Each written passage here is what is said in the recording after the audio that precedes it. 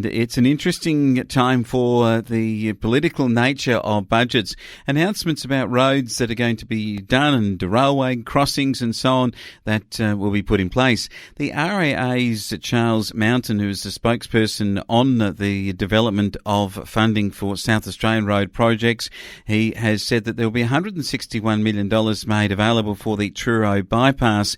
But there is also money being made available for the overpass of the railway at Hove on Brighton Road. $171 million for that project, and just $140 million for the duplicating of the Sturt Highway.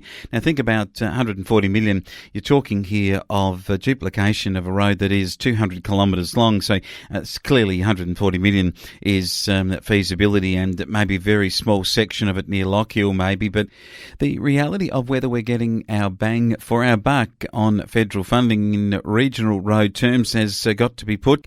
And Ricky Lambert from our Flow News 24 desk put that question to Charles Mountain. It does seem you get more bang for your buck in a regional road than you might in terms of how much road you get built in the metropolitan area when you look at those two examples. Well, that's exactly right, and that highlights, I suppose, the complexity when you're building in a very tight inner city environment or metropolitan environment.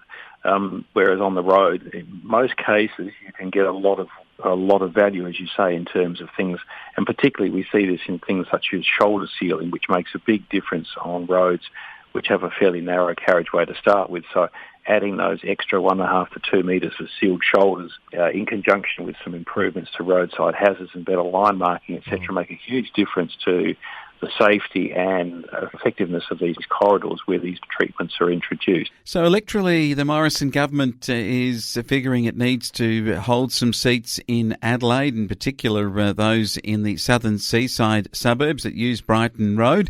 But is it going to be at the cost of regional road users? And should it have anything to do with electoral things anyway? Surely maybe the road systems should be overseen by an independent arbiter in terms of who gets the funding and why.